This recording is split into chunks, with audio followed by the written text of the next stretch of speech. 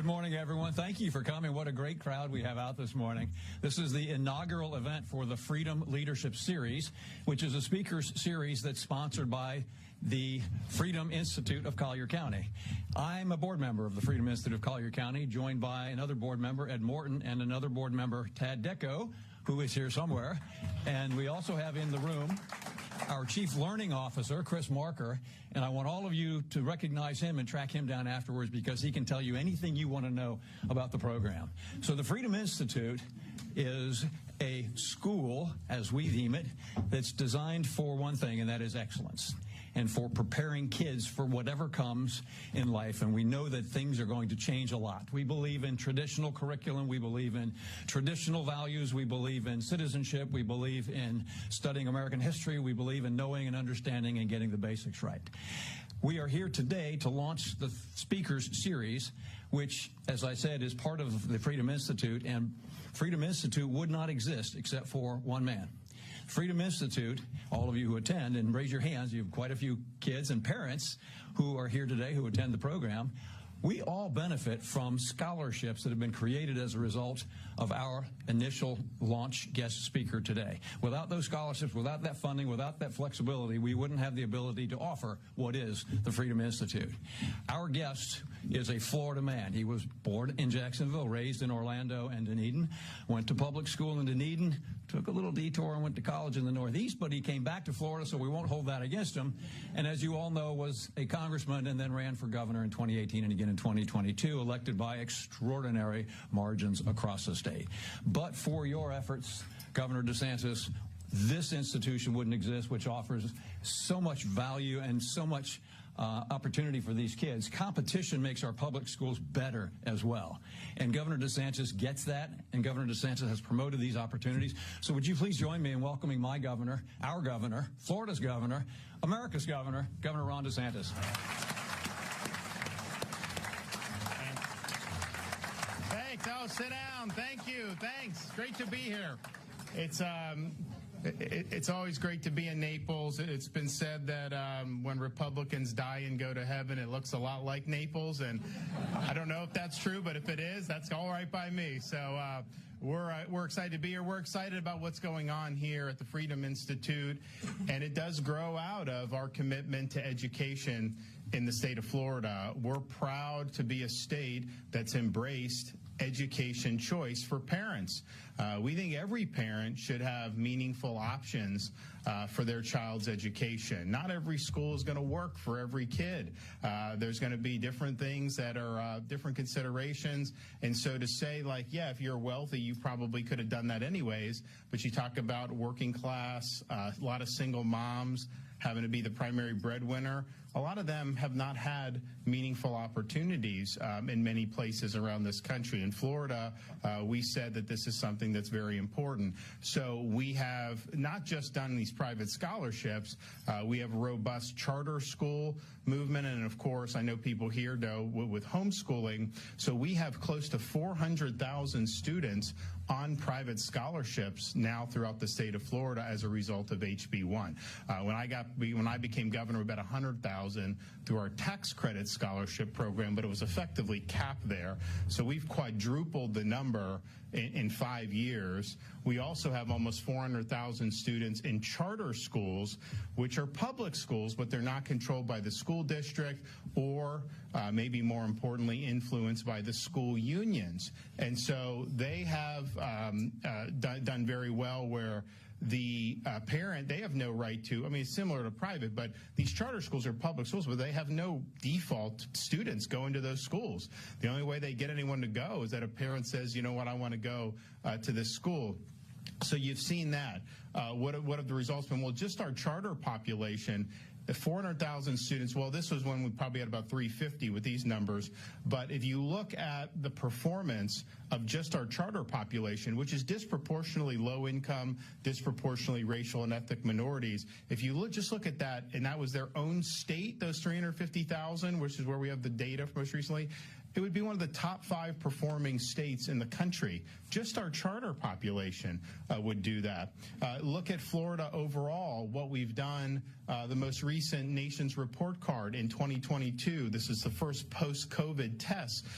We finished 3rd and 4th, respectively, in 4th grade reading and 4th grade math in the entire United States. That was not true in Florida 25 or 30 years ago.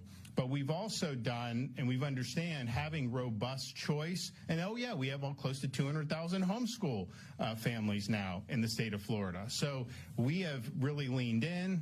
We want to give parents meaningful options. But we've also understood that even with all that choice, still the majority of students in the state attend their local school in the school district. So we've worked hard to be able to support additional programs there. We've done billions of dollars in increases for teacher salaries. We're going to do another big push, I think, in this budget that's going to come out in the next week or so. So those are all very, very meaningful things, and the results speak for themselves. We're doing well on these metrics. Many other states have done much worse. And yes, part of it is when COVID hit, we made the decision, we got to get these kids in school. You got to be able to go to school. You can't let fear take away opportunities for millions of kids like they did in California and in Illinois. And I think what they did is going to have reverberations for many, many generations to take kids out of school like that. So we're proud of that. We're proud of doing the choice. Now, part of that flows from our belief in parents' rights to direct the education and upbringing of their kids. Yes, having the choice about which school, but also having an ability to play a role and to be informed about what's going on in your kid's school. So we've seen things like curriculum transparency, where parents in Florida have a right to know what's being taught, what materials are being used in their kids' school. Why would you oppose that? There's no reason to oppose that. And parents have utilized those resources and those reforms to blow the whistle on some things that were wholly inappropriate to be in schools. There have been pornographic books. There have been things with clearly a very bad agenda that's been trying to shove down the throats of these kids. So parents have been able to blow the whistle on that, and nobody defends any of that stuff.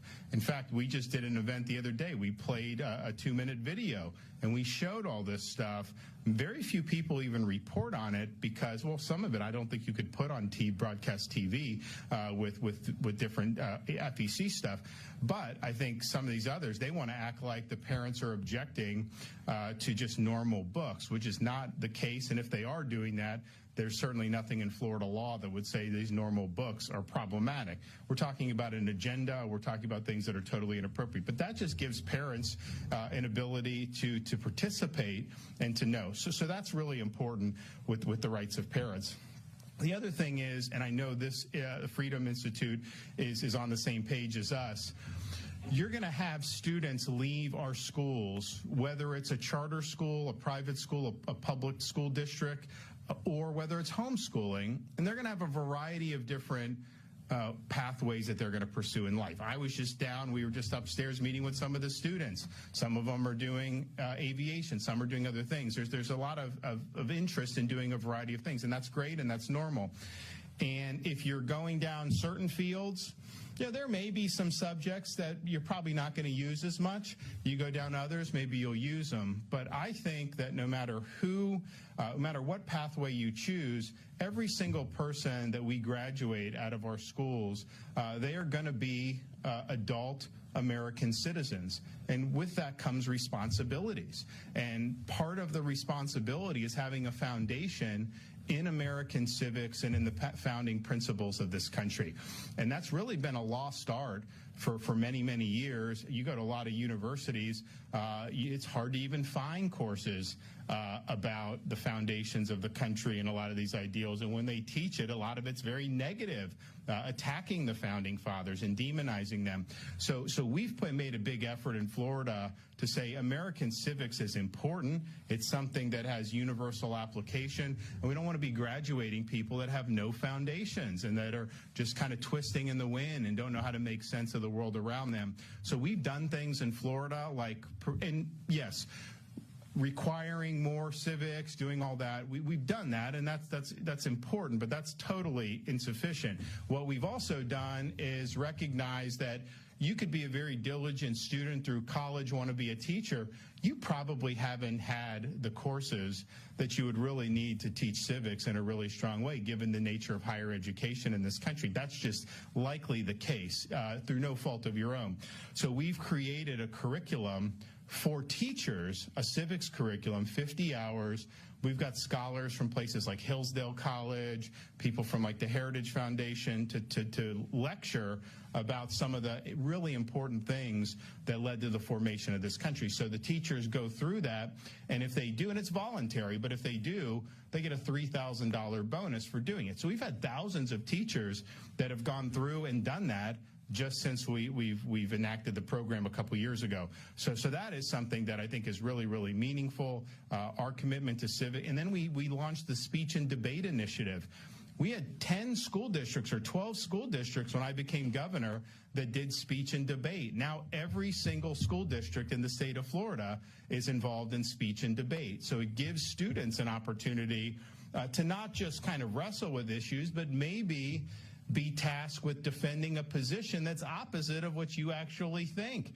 So you got to get outside of your comfort zone, maybe think about how someone else would approach an issue, try to figure out where they're coming from on that, and then make the case in a direction that you on your own may not necessarily agree with. I think those are valuable, successful. And it's not the best way you can be successful for many people. So we've placed an effort, an emphasis on workforce education. You, throughout the state of Florida, are now able to graduate high school with certifications in a lot of these trades. Welding, aviation mechanics, you name it, electrical.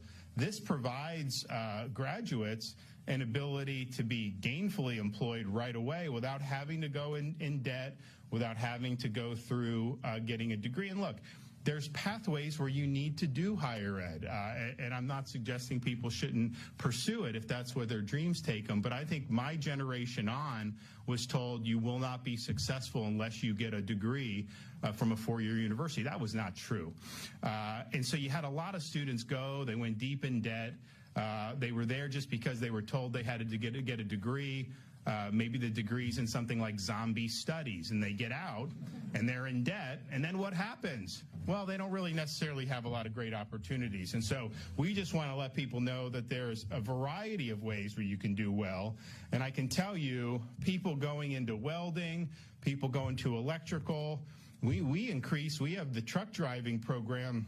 We were doing 600 truck drivers a year, getting them commercial driver's license through training at our state colleges when I became governor. Now we're at 3,500 a year for commercial driver's license. I mean, these truck drivers are making $100,000 plus a year, Walmart and these other places. It's important. It's important for the economy. It gives them opportunities. Honestly, it's not an easy job. They should be getting paid that.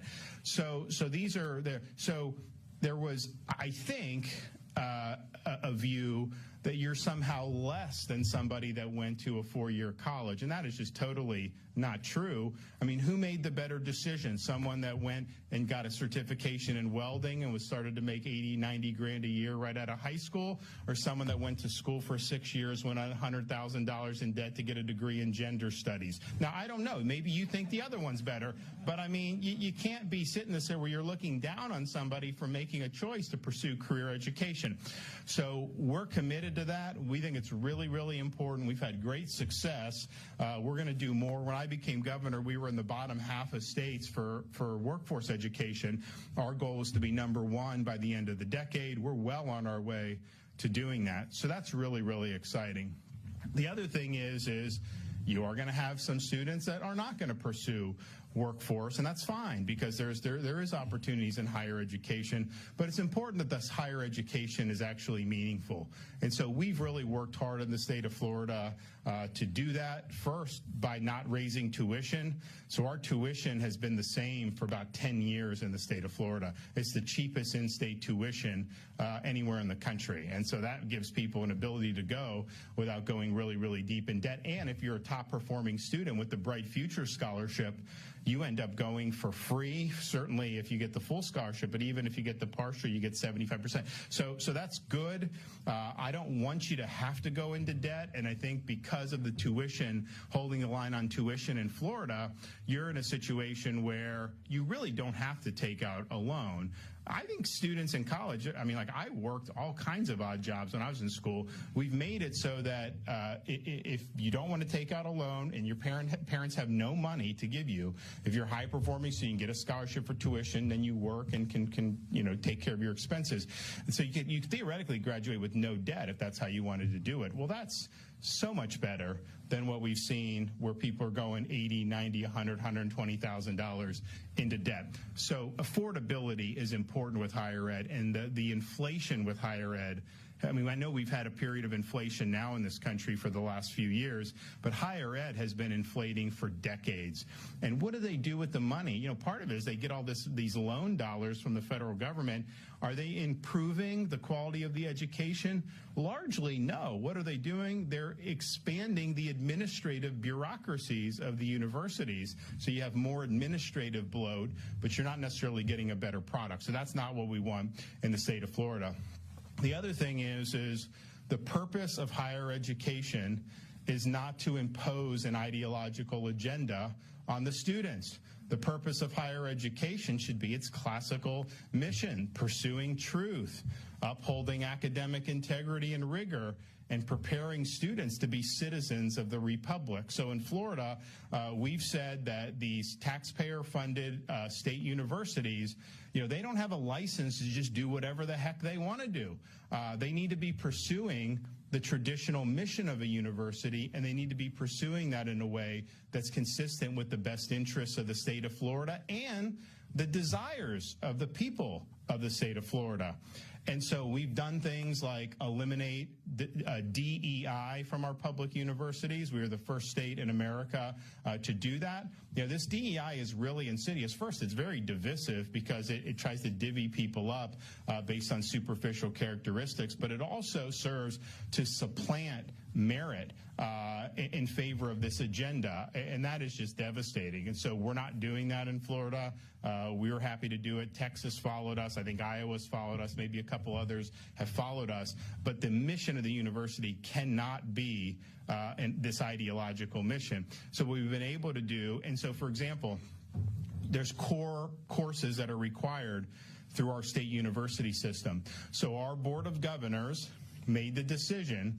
Sociology had been required and American history had not been. So they said, how does that make any sense? So they said sociology is no longer required, but American history is required. To me, that's common sense. Now, you had a lot of carping when that happened, and I'm thinking to myself, why? You can still take sociology as an elective, and I think it's because they know a lot of people won't take it unless it's mandated, whereas we're now doing and channeling students into something that I think is important for understanding your country, is just important for being able to exercise the responsibilities of citizenship. So education, not indoctrination, is the mantra for the universities as well as the K-12, but particularly in the universities. And there's been a problem with this for a long time, but I think post-October 7th, when Hamas attacked Israel, you started to see all this stuff come to the forefront in these universities, particularly in Ivy League universities. And it was just a lot of intellectual and moral rot that was on display. I think a lot of people who study this knew that was kind of what was going on. But there's a lot of people that don't follow this that had no idea. And so you see these students protesting immediately after the attack, cheering on Hamas terrorists. There's something wrong if that's what's going on. If that's the ethos of your university, and you look at some of the mealy-mouthed statements that those university presidents put out, places like Penn and Harvard, and then compare Florida, like University of Florida, much different approach in terms of being able to distinguish between right and wrong. So we got a lot more to do with higher ed. I think we're now Wall Street. I mean, look, these rankings are what they are, but Wall Street Journal's most recent higher ed rankings, University of Florida ranked 15th in America, including privates, and it was actually ranked the highest public university in America. U.S. News and World Report, Florida is now 5th behind UCLA, Berkeley, Virginia, and Michigan, and we were 20th a decade ago, 15 years ago. Florida State is now in the top 20. USF has gone up. FIU has gone up. So you're seeing a lot of positive movement on that. But I think the more that we're focused on actual core academic mission, rather than going on some ideological joyride, we're going to be so much better off. So I appreciate what you guys are doing here. I think that if you look, I mean, education is important for preparing people to be able to make their way in the world, make a living, hopefully do very well financially, and that's all very, very important. But there's also a basic necessity that we're a Republican system of government. And Benjamin Franklin, when he walked out of the Constitutional Convention after they signed the Constitution of the United States, he was asked, did you give us a republic or a monarchy? And he said, a republic if you can keep it. Because they understand, you can have the best declaration in the world, you can have the best constitution in the world. These things don't run on autopilot. They require every generation of Americans to be able to stand up and defend freedom. Sometimes that may mean putting on a uniform, risking your life, and giving your life for this country. But on a basic level, I think it means that the people, the young people that we're educating to be good citizens of this republic and good stewards of the country's future. So the mission here, I think, is much bigger than just helping students who may want to be a pilot at Naples Airport, all that. It's all very important. But I think the larger thing is we have to have our education system producing really strong, patriotic citizens. And you guys are making a stab at that. I think it's going to be very successful over the long term, and you can count on our support in the state of Florida to stand by you every step of the way. Thanks, everybody. God bless.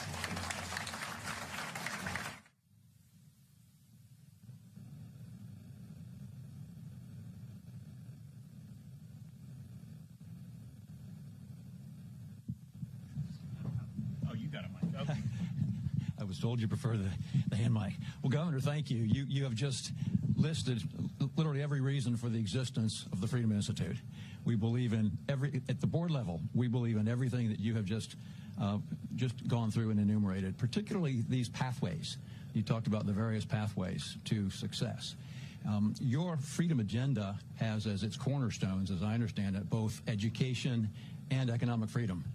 And we think those are interrelated, of course, and we think through learning at the Freedom Institute that our students will enjoy economic freedom because we hope to give them, teach them self-sufficiency through learning, and that they will, as you've just said, is your goal, they will graduate as citizens of this country, ready to vote as 18-year-olds, ready to go on to higher education if that's their choice, ready to go on to career education if that's your choice. You have been on this so intently since you were first elected governor in 2018. Where did that passion come from? How did you develop this extraordinary interest in making lives better for families and for kids in Florida? Well, I mean, I think that, so when I was, in school, we had 9/11, I think after I graduated college, but so I made the decision to volunteer and serve in the military, knowing that, you may end up going overseas. And so I ended up doing that, volunteer to serve in Iraq. And it was kind of a decision that a lot of people found really perplexing because they're like, well, wait a minute, you've got degrees from Harvard and Yale. You can do all kinds of things and make millions of dollars.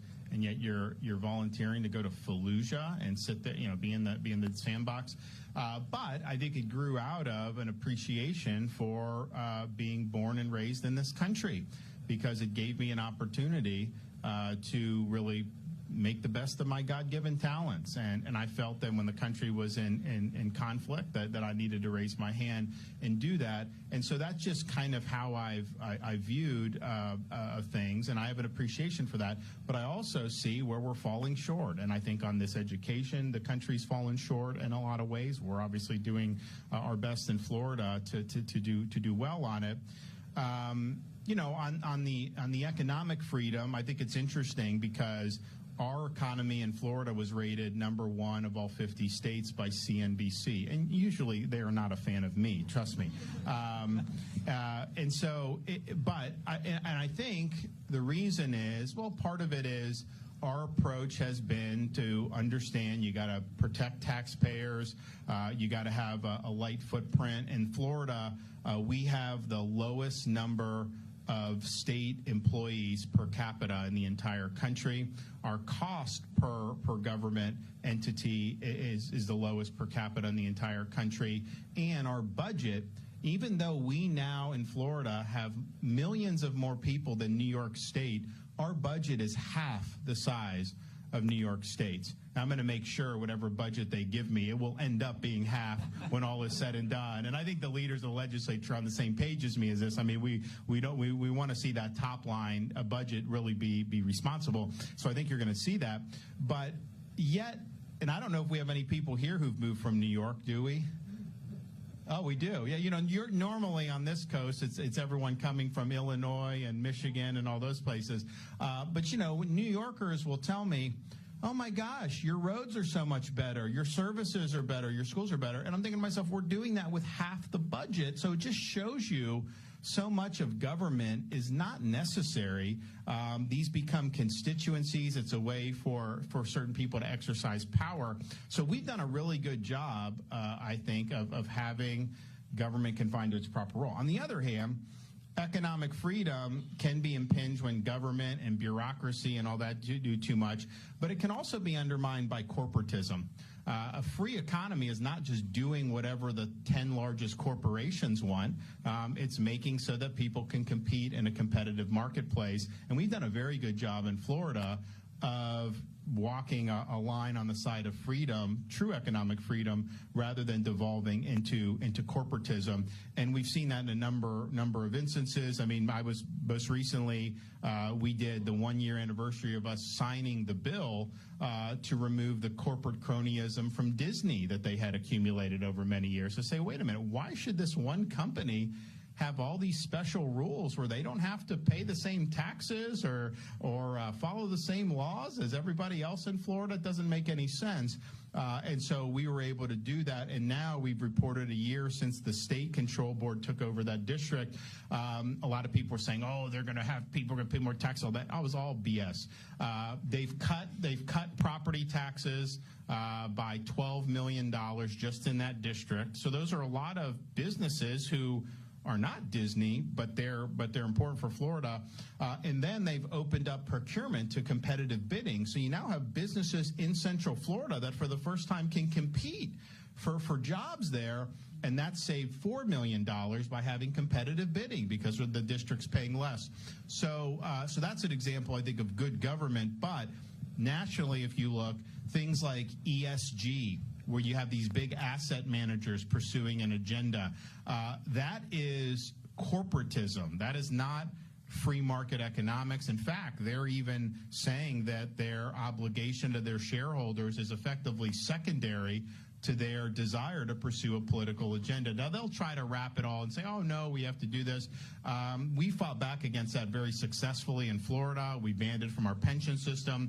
We said that the rating agencies aren't allowed to use ESG when they rate state and municipal bonds, because what they were doing is they had an ESG score, they had a normal credit score, and they had not combined them, but the push was to combine them. So your state or municipal bonds would be rated based on whether you are taking policies that they think are important, climate change, all this other stuff. And like that is totally not going to work, but that's what they want to do. So we fought back against that, but there are some people who think that basically anytime a corporation wants to do anything, that it's somehow not free market to push back on them if they're doing things that are destructive. I don't think that we should be governed by 6 asset managers. I don't think we should be governed by 6 anybody. But if we had to choose 6, they would be the last people I would choose because they don't have your interests at heart. And I think that's part of the reason why we've been successful. I mean, we're a better place, a better state for people to start businesses and to have family-owned businesses and medium-sized businesses than just about anywhere in the country. And we're #1 in new business formations every year since I've been governor. And thank you for your service, Governor. You did have a lot of other choices, even though you went to those Northeastern schools.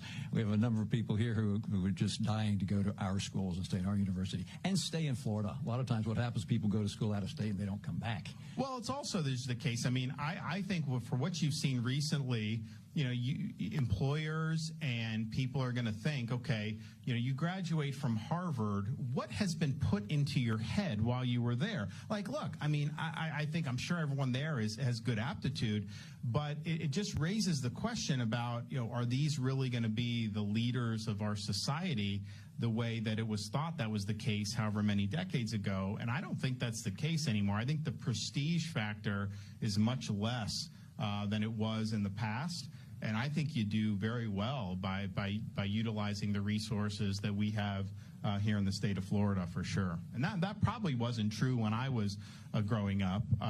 You know, you had an opportunity, and I was a baseball player at Yale. I'd never been to New England in my life before I showed up on the campus there, and it was a culture shock. It was not necessarily something that was similar to where I grew up, but I had the belief, and I didn't even know colleges were liberal then. I mean, I just went in thinking, well, you know what, this is going to help me kind of expand opportunities. And that was probably true at the time. I just wonder now how true that is. I think there's a lot of people that are really concerned about a lot, and you saw some of these students who were really active at supporting Hamas, that they had job offers pulled from them, which I think was appropriate. I mean, like, look, you know, we at some point, you know, we've got to have a basic common set of values here, and if you're celebrating terrorist attacks like that, that's just not going to fly. So I think those universities have really done, and they're so into the DEI and all that stuff. I mean, that is just their bread and butter.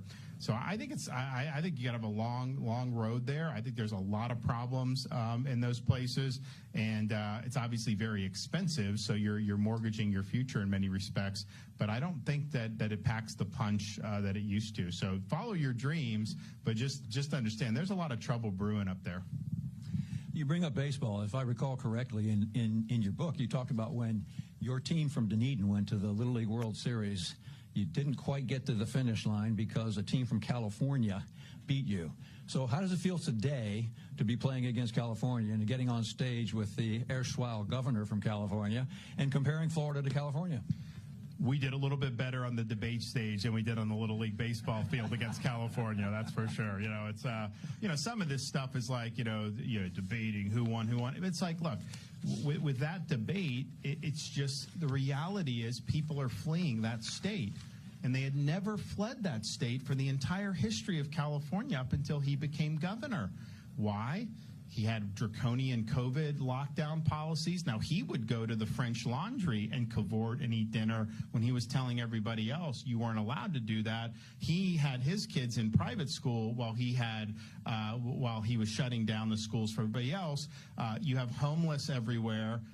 You have open-air drug markets. You have larceny has basically been legalized. People go shoplift. That's why all these retail outlets are being closed, because they just get robbed blind, and there's nothing you can do. People can steal $999, and they will not be prosecuted in San Francisco or Los Angeles, some of these places. So it's an example of, and I don't know if any of you have been to California. I went when I was in the Navy to Coronado. I got sent to Coronado, which is Southern California by San Diego. And I remember going to the bachelor officer quarters when I checked in, and I get up to my room, and like a good Floridian, I look for the air conditioning unit. And they're like, there's no air conditioning here. I was like, why? They're like, you don't need it. Just open the window. And I'm like, well, okay. So I opened the window. I'm like, where's the screen on the window? You don't need a screen. There's no bugs here. So it was just fresh air, beautiful weather right on the Pacific Ocean. And there's so many other great things about the state. Naturally, they have more advantages than any other state. And so I was thinking, like, I wouldn't want to, but this is 15, 20 years ago. I was thinking, I wouldn't want to pay taxes here, obviously, but, man, this is great. I understand why people would do it. Now, all that, the basic society has collapsed in so many of those places, and it's all because of bad policies. I mean, that's what did it. It's like sometimes things happen that may be beyond your control. This was engineered by leftist policies. And so it is what it is. I mean, when you have hundreds of thousands of people on net leaving your state, and we have hundreds of thousands of people on net coming to our state, that just speaks louder than anything else you could do, because ultimately people vote with their feet. And the number, we used to not get we've always gotten people from the Midwest, we've always gotten people from the Northeast, but the number of people we've gotten from the entire West Coast, Washington, Oregon, California, in the last 4 or 5 years has been more than we probably have ever gotten in Florida. And that's saying something. If you're going to go thousands of miles, because it's one thing to move from New York to like Boca Raton, we just get a flight up there, it's whatever, 2 hours 15, 2 hour 20 minutes. But when you go across the whole continent, I mean, you're not just going to be going back and forth.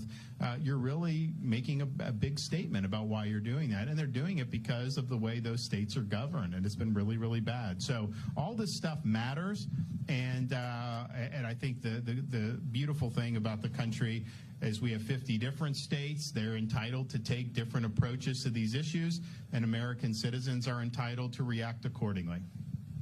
Anyone here from California? Ooh, one brave soul. Anecdotally, Governor, in Naples, I've been here 40 years plus, never saw California license tags until you became governor. Maybe that's just coincidental. In the Wall Street Journal this week, there was a really interesting article. You may have seen it. Peter Thiel, who's a well-known investor and Republican and who lives in California, has this program where he offers money to kids to skip college. I'm wondering what you think of that. Peter Thiel is trying harder than ever to get young people to skip college since 2010. He pays students $100,000 to drop out of school and pursue, call it their dream, call it their business plan, call it their entrepreneurial model or vision. And he's had some really significant successes grow, real companies grow out of that. What do you think of that pathway for kids? Well, look, I mean, I think that the truth is, if you look at some of the most successful people in our country, these are people that did not graduate from college. Whether it's a Bill Gates, whether it's some of these people in tech. So it is true. You can be incredibly successful without getting a college degree. I mean, that is true. And I think that may be the right path to do that for some students. I think others could benefit from going to higher education. So I think it's probably circumstances dependent. One thing you will get if you go to a university is you will develop friendships and make relationships. That does help. I mean, that's just, we're human beings. I mean, if you know somebody down the line, that just makes a difference. And if someone's a complete stranger, if you're in business or anything like that. So there are value.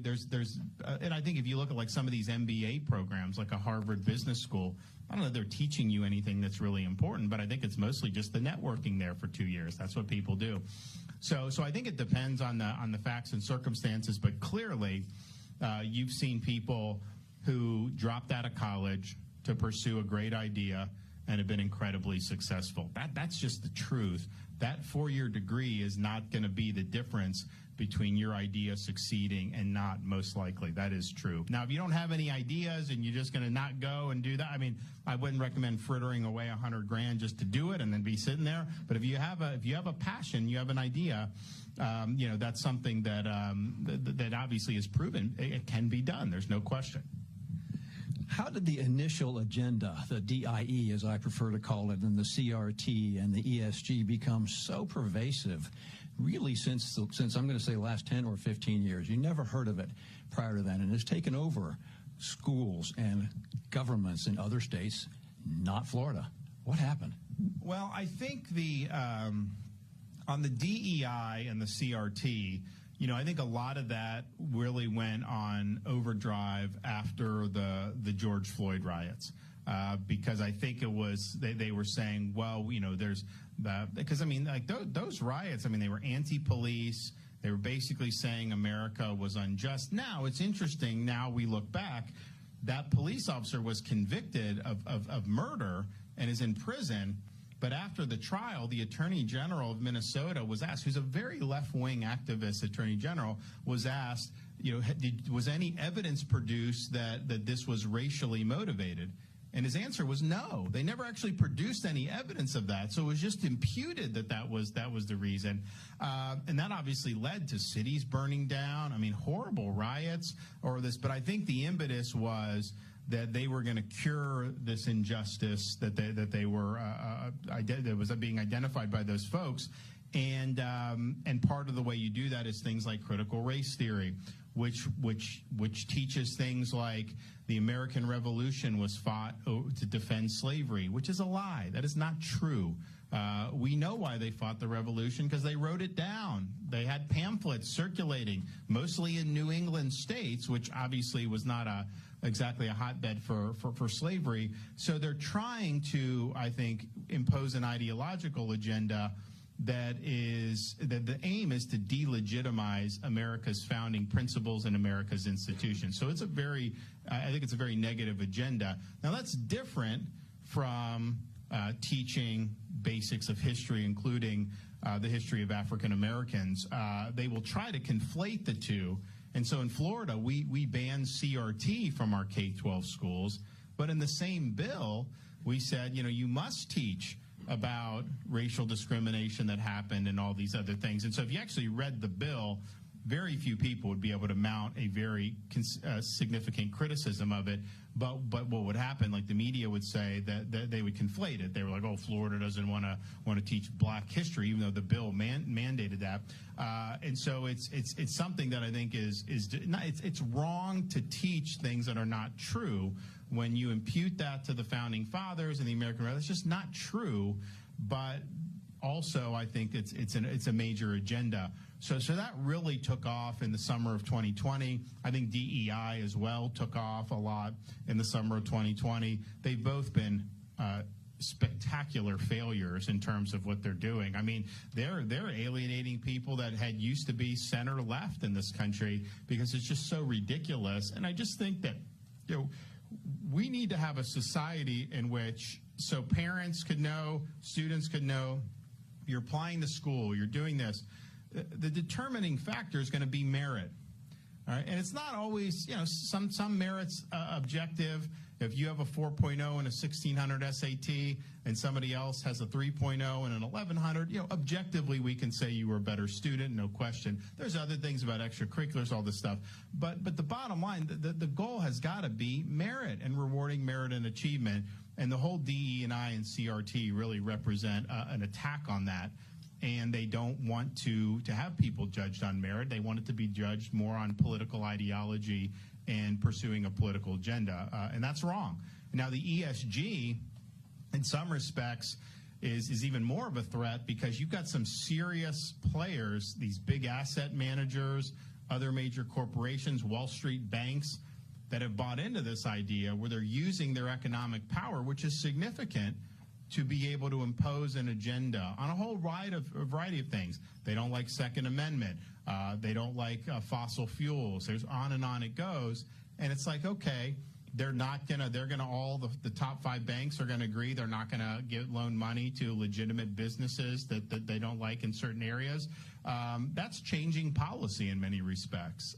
So it raises a lot of really, really significant issues. We've pushed back on that in Florida by, like I said, banning it in our pension fund, making sure that the state, the rating agencies aren't using it. And then also just we have financial protections where they can't debank you or things like that based on their political differences and stuff. But these are touchy things. I mean, it's not always easy to get it right. But I just think it's a really, really big problem because if we lose that fight on ESG, you're going to be judged it's going to be more like a social credit system like they have in China. That ultimately is the direction that they're going. So they have the ESG, they want to do a central bank digital currency, which we've prohibited in Florida, where basically the Fed would control the digital dollar as the only way of conducting business. So you'd have no cash, no cryptocurrency, no other types. And that's going to be an inordinate amount of power in the hands of a very small, unaccountable elite. So we fought back against that. I think we've been right to do it. But these are big issues. The media always portrays this as a culture war issue. That's their favorite phrase or terminology.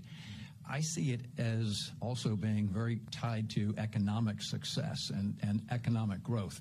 as you've described it, and we certainly agree at Freedom, it is anti-merit to not consider the strengths and weaknesses of any particular individual when considering how they advance. If we don't promote, identify, and nurture the very best, the very brightest, the very smartest in this country and promote them on that basis and that basis alone, what do you think that does at a macro level to the ability of the United States to produce and to compete and ultimately defend ourselves against countries that don't care about any of these initials? I just think it creates an incentive for young people to not work hard. I mean, why would you want to work hard if you're not going to see a benefit from that?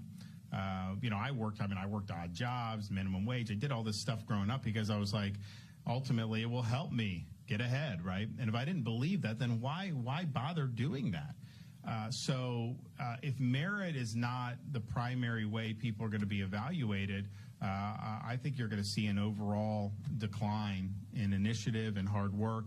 And it's not going to be because people are lazy. It's going to be because they're following the incentives that are being put in front of them.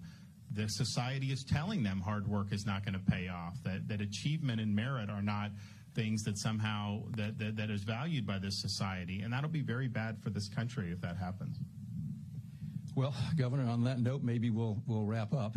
And I'd like to close just by reading your dedication out of this book that I thought was so good and so applicable to all of us here, including the students in the program. And you dedicated the book to your three children, Madison, Mason, and Mamie, and said, remember to always listen to your mother. And I think that's pretty good advice. I think we should all always remember to listen to our mother. And unless you have any further things you'd like to share with our students, Governor, I'd like to just thank you so much for showing up today in beautiful Southwest Florida and sharing your thoughts with us. Well, I will just say for the record, the three kids, they are still not at the point where they are always 100% listening to their mother. So, well, fair enough. Thank you so much. All right.